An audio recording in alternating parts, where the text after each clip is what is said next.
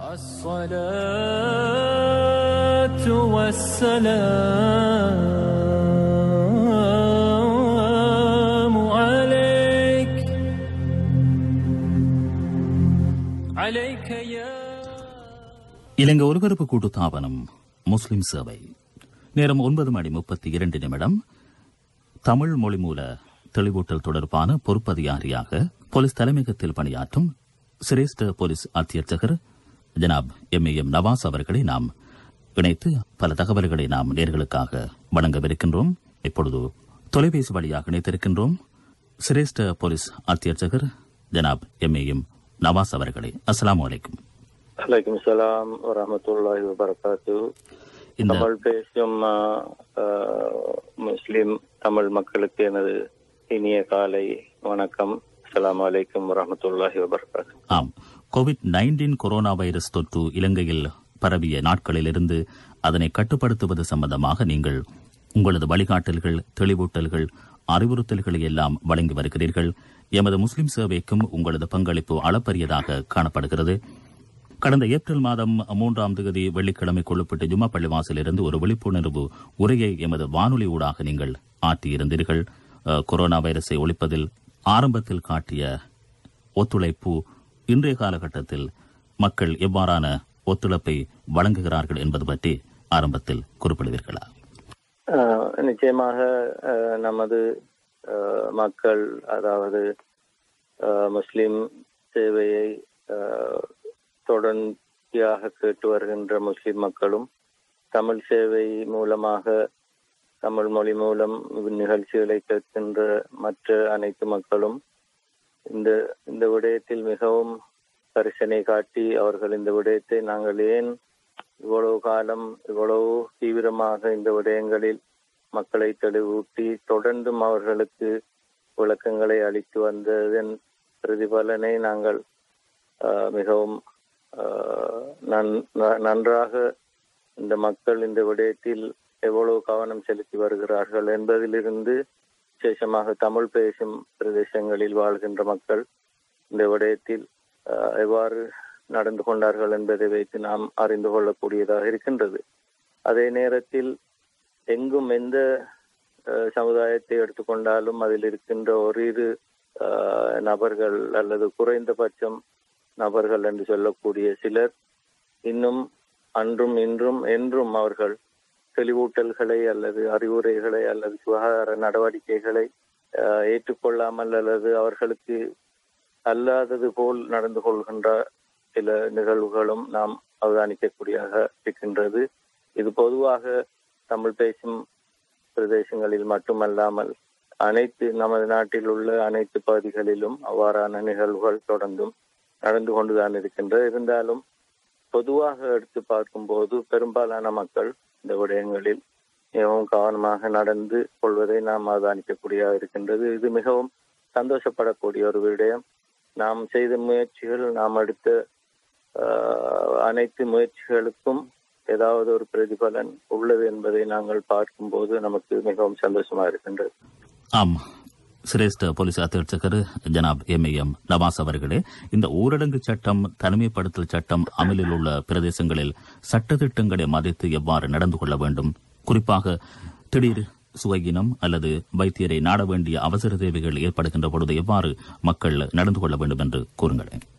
திடீரென்று ஒரு சுகையினம் அல்லது திடீரென்று ஒரு வருத்தம் அல்லது ஒரு இக்கட்டான ஒரு நிலைமை ஏற்படும் போது இந்த முடக்கப்பட்ட பகுதியில் உள்ள மக்கள் 1999 என்ற அந்த இலக்கத்தை அழைத்து அவர்களுக்குரிய சுகாதார உதவிகளை பெறுவதற்குரிய வசதிகள் தற்போது செய்யப்பட்டுள்ளது. அவர்கள் பயப்பட தேவையில்லை அல்லது பதட்டமடைய தேவையில்லை, பீதியடைய தேவையில்லை. இவ்வாறு எங்களை முடக்கி வைத்துள்ளார்கள், எங்களுக்கு வாகனம் இல்லை அல்லது போக்குவரத்து இல்லை, நாங்கள் எப்படி போவது என்ற பயத்துக்கு அங்கு இடமே இல்லை. நீங்கள் நிச்சயமாக 1990 என்ற அந்த சுவசரி ஆம்புலன்ஸை அழைத்து அதன் மூலம் நீங்கள் உதவிகளை பெறலாம். அதே நேரம் 1999 என்ற அவசரகால இலக்கத்தையும் நீங்கள் அழைத்து உங்களுடைய சுகாதார சம்பந்தப்பட்ட சகல பிரச்சனைகளுக்கும் நீங்கள் அறிவுரைகளை பெற்றுக்கொள்ளலாம். அவர்கள் மூலமாக நீங்கள் அந்த உதவிகளையும் பெற்றுக்கொள்ளலாம். ஆகவே பொதுமக்கள் முடக்கப்பட்டுள்ள பகுதியில் உள்ளவர்கள் எந்த விதமான பயமும் பீதியும் அடைய தேவையில்லை. அவர்களுக்குரிய சகல வசதிகளும் அவர்கள் திடீர் சுகையினம் வரும்போது அல்லது திடீரென ஒரு நிலைமை ஏற்படும் போது அவர்களுக்கு இந்த அவசரகால அழைப்புகளின் மூலம் அவர்கள் தனது உதவிகளை பெற்றுக்கொள்ளலாம். அவர்கள் இந்த அழைப்புகளை அழைத்து அவர்களுக்கு உதவிகள் கிட்டாத நேரங்களில் போலீஸ் தலைமையகத்தில் புதிதாக உருவாக்கப்பட்டுள்ள விசேட செயலாற்று அறை என்று சொல்லக்கூடிய ஒரு அமைப்பின் கீழ் 1933 என்ற இலக்கத்தை அழைத்தும் அவர்களுடைய நிலைமைகள் பற்றி அறிவிக்கலாம். அது சம்பந்தமாக நிச்சயமாக அவர்கள் தகுந்த நடவடிக்கை எடுப்பார்கள். ஊரடங்கு சட்டம் அமலில் உள்ள பகுதிகள் அல்லது தனிமைப்படுத்தப்பட்ட பகுதிகள் என்று சொல்லுகின்ற அந்த பகுதிகளில் உள்ள மக்கள் ஏன் அவ்வாறு அந்த பகுதிகளை விட்டு வெளியே செல்லாமல் வீடுகளில் தங்கியிருந்து மற்றவர்களுடன் உள்ள தொடர்பை முடியுமானவரை குறைத்து அவர்கள் அனைவரும் முடியுமானவரை தம்மை தாம் தனிமைப்படுத்தி இந்த நோய் தொற்றிலிருந்து மக்களை விடுவிக்க வேண்டும் என்பதுதான் இந்த ஊரடங்கு சட்டத்தினதும் தனிமைப்படுத்தலினதும் முக்கியமான நோக்கம்.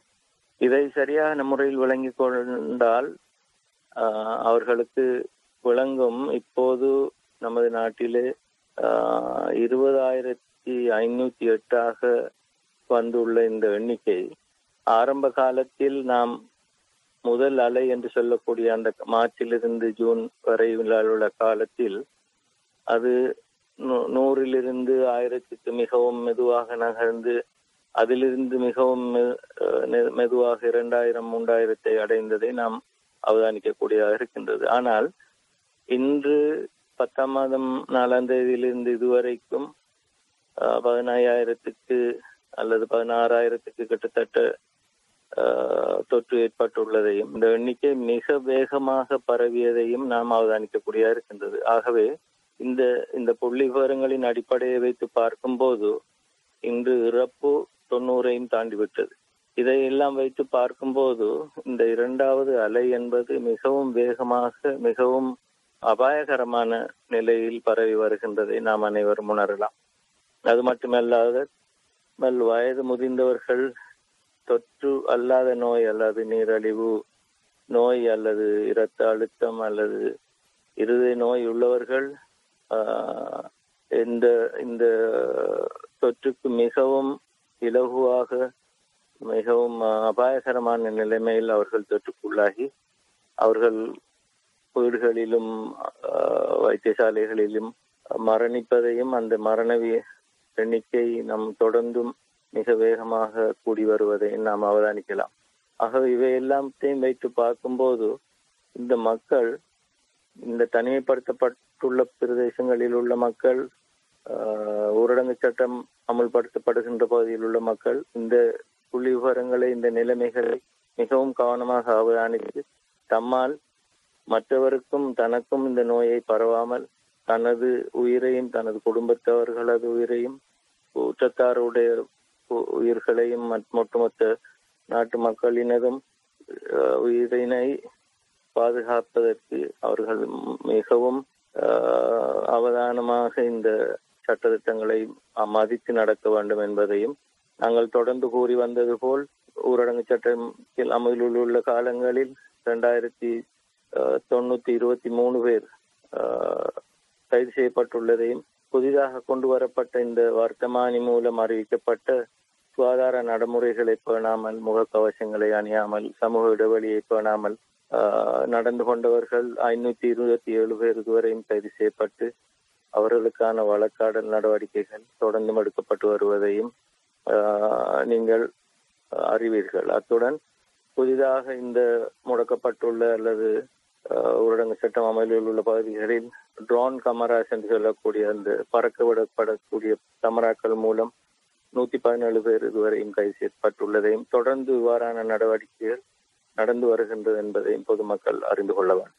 ஆம், எமக்கு முன்னால் நிற்பவர் ஒருவர் வைரஸ் தொற்றாளி என்ற ஒரு எடுகோளோடு நாம் செயற்பட்டால் மாத்திரமே இந்த வைரஸில் இருந்து நாம் எம்மை பாதுகாத்துக் கொள்ள முடியும். தேவையில்லாத பயம் அச்சத்தால் இந்த வைரஸ் தாக்கத்துக்குள்ளான ஒருவர் அதை மறைப்பதனால் ஒரு கிராமம் அல்லது ஏனைய பிரதேசங்களை முடக்க வேண்டி ஏற்படலாம். இவ்வாறானவர்களுக்கு நீங்கள் கூறும் அறிவுரைகள் என்ன? தண்டனை சட்டக்கோவையின்படி 263, 64 பிரிவும்படி எவ்வாறான தண்டனை காணப்படுகிறது?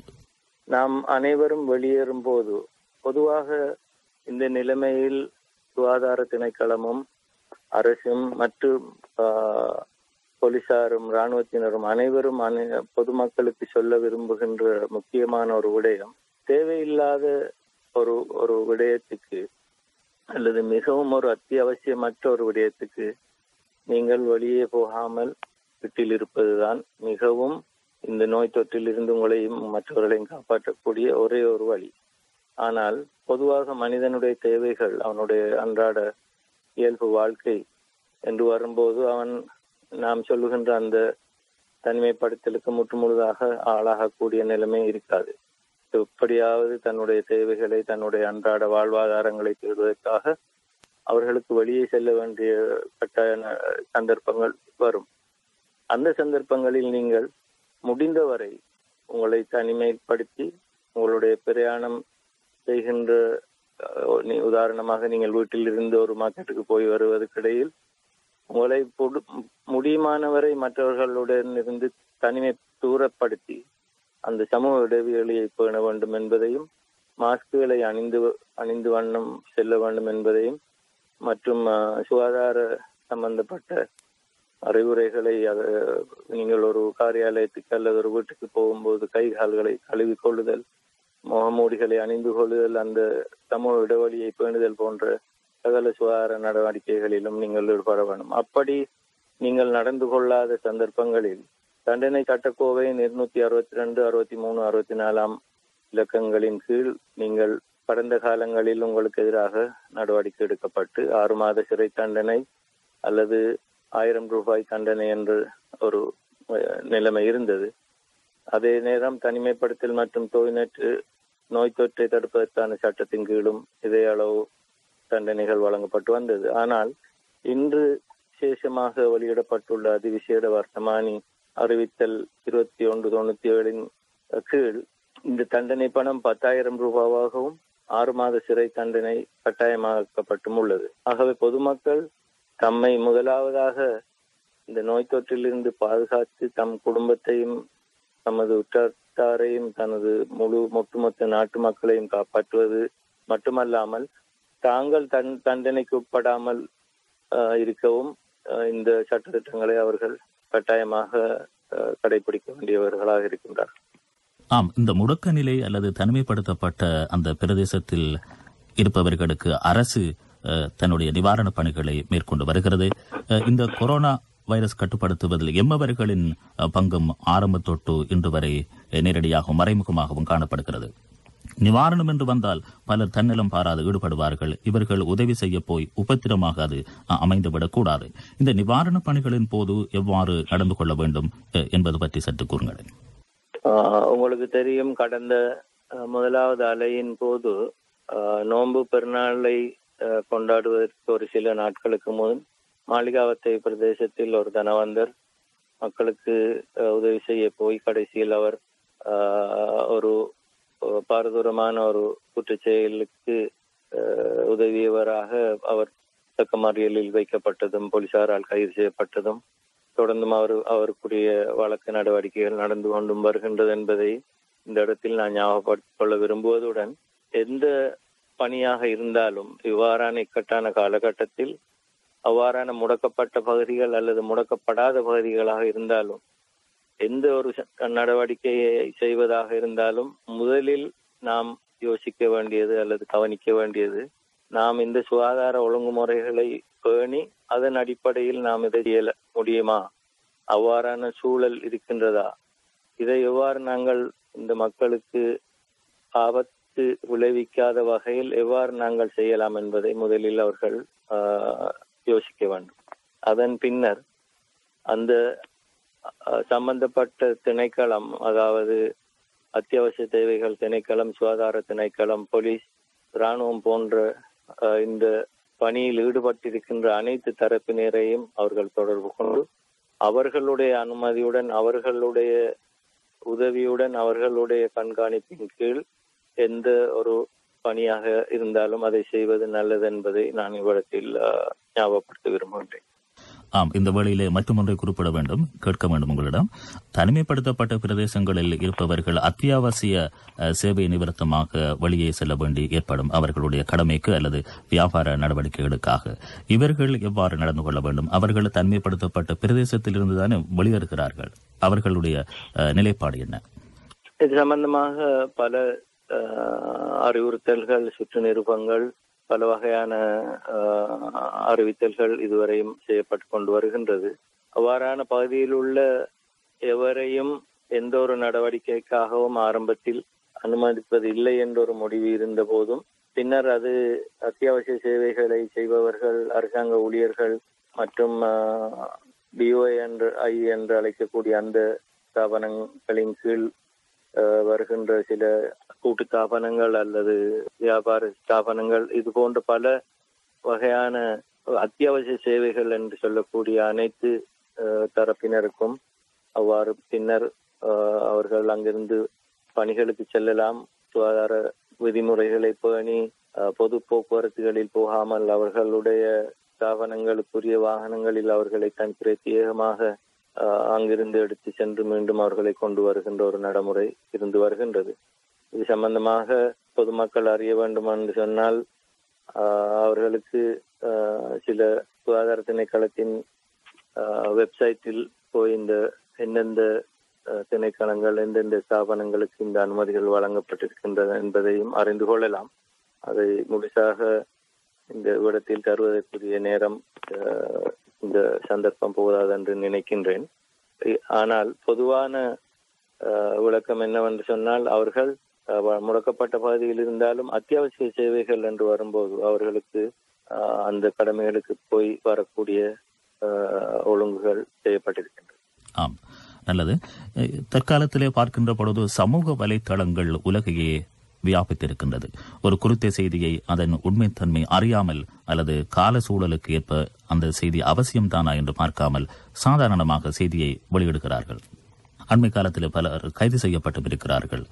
பாதையோரமாக திடீரென்று விழுகின்ற நிலை காணப்படுவதாகவும் பிழையான ஊர்ஜிதமற்ற தகவல்கள் வெளியிட்டிருந்தார்கள்.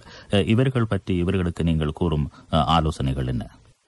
இவர்கள் இந்த பொய்யான வதந்திகளை பரப்புகின்றவர்கள் விசேஷமாக சமூக வலைத்தளங்களில் அவர்களுக்கு இருக்கின்ற அந்த வசதிகளை வைத்து, சமூக வலைத்தளங்கள் எப்படி என்றால் எவருக்கும் எதையும் பிரசுரிக்கலாம் அல்லது எதையும் அவர்களுடைய உணர்வுகளை அல்லது அவர்களுடைய எண்ணங்களை வெளிப்படுத்தலாம் என்ற ஒரு இருக்கின்ற அந்த வாய்ப்பை வைத்து பலர் இவ்வாறான குற்றச் செயல்களில் தொடர்ந்தும் ஈடுபட்டு வருவதை நீங்கள் அவதானித்திருப்பீர்கள். அவர்களுக்கு எதிராக தொடர்ந்தும் போலீசார் சமூக வலைத்தளங்களை 24 மணி நேரமும் அவதானித்துக் கொண்டு புலனாய்வு திணைக்களமும் போலீஸ் தலைமையகமும் எவ்வாறான பொய்யான தகவல்களை எவ்விதம் வெளியிடுகின்றார், இதனால் மற்ற மக்களுக்கு ஏற்படுகின்ற தீமைகள் என்ன என்பதை எல்லாம் அவதானித்துக் கொண்டு வருகின்றார்கள். இந்த அடிப்படையில் பலர் அண்மையில் கைது செய்யப்பட்டு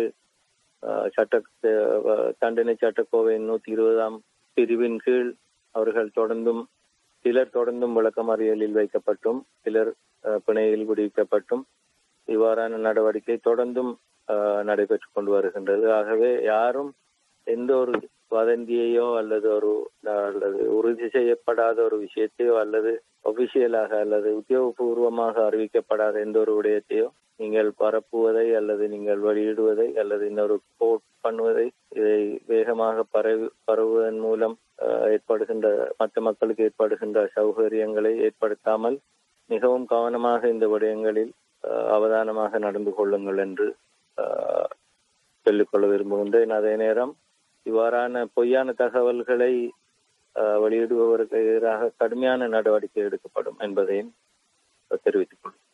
சிரேஷ்ட போலீஸ் அத்தியட்சகர் ஜனாப் MAM நவாஸ் அவர்களே, இறுதியாக நீங்கள் குறிப்பிட வேண்டும், இந்த தன்னலம் பாராது, இன மதம் பாராது போலீசார், இராணுவத்தினர், சுகாதார உத்தியோகத்தர்கள் என பலர் இரவு பகலாக சேவையாற்றி வருகிறார்கள். இவர்களுடனான தொடர்பை நாம் எவ்வாறு பேண வேண்டும்? இவர்களுக்கு குந்தகம் இல்லாதவாறு அசௌகரியம் ஏற்படாதவாறு நாம் பொதுமக்கள் எவ்வாறு நடந்து கொள்ள வேண்டும் என்பது பற்றியும் கூறுங்கள். இது மிகவும் நல்ல ஒரு விடயம்.